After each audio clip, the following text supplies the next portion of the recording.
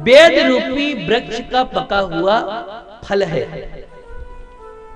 आप कहोगे महाराज फल है तो अगर पेड़ से फल गिरता है तो टूट सकता है, ये इतना ऊंचे से गिरा तो ये फल टूटा फूटा नहीं, ज्यों का त्यों बना है, ये डायरेक्ट नहीं गिरा है। यह श्रीमद् भागवत रूपी महापुराण जो फल है यह डायरेक्ट नहीं चला, नारायण रूपी वृक्ष से चला तो ब्रह्मा जी में अटका, ब्रह्मा जी से चला तो देवर्षि नारद में अटका, देवर्षि नारद से चला तो वेदव्यास के पास में आया, वेदव्यास के बाद में सुखदेव स्वामी के पास में आया। अब बताओ कैसे पता चले कि ये फल मीठा है भी कि नहीं है? कोई आम का फल है, कैसे पता चले? तो तोते ने जिस आम के फल में अपनी चोंच लगा दिया है प्रमाणिक हो जाता है कि यह मीठा ही होगा। यह सुख मुखाद मृत द्रव संयुतम, सुखदेव स्वामी ने स्वयं अपने मुख से गाया हुआ है, ये ऐसा दिव्य फल है। इसलिए पिबत भागवतम रसमालयम, आप भागवत रसमालय को पिए। आप कहोगे महाराज जी कब तक पिए? आज पिए? आज नहीं, 7 दिन पिए? 7 दिन नहीं, 1 वर्ष पिए? नहीं, 100 वर्ष तक पिए? नहीं, जीवन पर्यंत तो पियो, पर भगवान से प्रार्थना करो, हे प्रभु जब जब हमको जीवन मिलता रहे तब तक श्रीमद् भागवत महापुराण की पावन कथा सुनने का अवसर मिलता रहे, ऐसा भगवान से प्रार्थना करो। क्यों? क्या और योनि में और जगह नहीं मिलेगी कथा सुनने के लिए? यहां छोड़ करके कहीं नहीं मिलेगी साहब।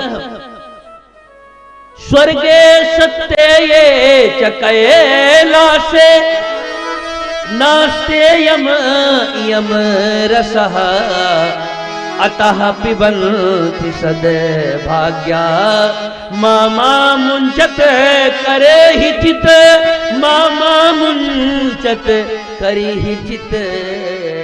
स्वर्गलोक में, सत्यलोक ब्रह्मलोक में, कैलाश में नास्ते यम यम रसा, यह कथा वहां नहीं मिलती। अतः पिबन्ति सद्भाग्या, हे भगवान पियो पियो पियो। मामा मुंचित कर ही चित है, आप इसको छोड़ो नहीं।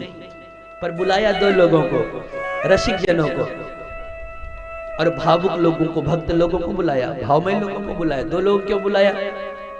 अब कोई व्यक्ति आपके घर में आया, मेहमान अतिथि आए, तो आप पानी ले जा करके दिए। अतिथि पहले से पानी पी के तृप्त हैं, पूछेंगे कि भैया ये पानी कैसा पानी है? ये नल का पानी है कि कुएं का पानी है? ये आरओ का फिल्टर पानी है कि सामान्य साधारण पानी है? ये ठंडा नरम पानी है कि गर्म पानी है? तरह तरह पूछेगा। पर आप बताओ, जो सैनिक रेगिस्तान में पड़े हुए हो, एक बूंद जल के लिए जो तरसते हो, अब उनके सामने पानी दिखाई पड़े जो एक एक बूंद के लिए तरस रहे थे, वो पूछेंगे क्या कि पानी ठंडा है कि गर्म है कि नरम है?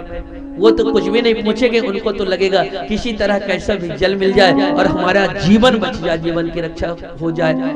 ऐसे कथा तो सभी लोग सुनते हैं, पर जो रसिक लोग सुनते हैं, धावंता प्यायो सर्वे प्रथमम एतु वैष्णवाः, जो रसिक जन होते हैं वो सच्चे पिपासु लोग हैं, वह भगवत रस को जानते हैं, वो स्नेह करते हैं। और जैसे कुछ चलता रहता है, जैसे एक लीला होती है तो बीच में जय हो भगवान की एक कृपा करुणा की लीला हुई तो अपने आप जय जयकार की धुन उठती है। इसलिए कहता हूं देखो कथा तो यहाँ भी चल रही है, यहाँ कथा गाने में और संतों के बीच में अगर यही कथा गाना हो तो यहाँ से 1000 गुना ज्यादा आनंद उनके बीच में है, क्योंकि वो लोग माला झोली लेकर के और इतना प्रेम तन्मय होकर के सुनते हैं ना। यहाँ तो समझ में नहीं आता कि आप लोगों को पूरी बात समझ में आ भी रही है कि नहीं आ रही है, क्योंकि जो श्रोता समाज बैठा, कोई भागवत का मर्म के तो बैठता नहीं है कि हम लगातार कोई कथा का वक्ता वो छिन्न तमाम तरह के शास्त्र विमर्श तमाम सब कुछ। यहाँ तो बड़ी बात को भी सरल से सरल करके प्रस्तुत करना पड़ता रहता है कि विद्वान भी भाषा को समझ जाए और जो भागवत को कुछ न जानने वाले लोग हैं, सामान्य से सामान्य लोग बात को समझ जाएं, ऐसा परोस करके बना करके देना पड़ता है। अब ऐसा सोना किस काम का, कान में पहनो तो कान ही फट जाए। अब महाराज जी कथा तो 3 घंटा सुनाए, पर श्रोता लोग बैठे रहे 3 घंटा, उनको आदि अक्षर पता भी न चले।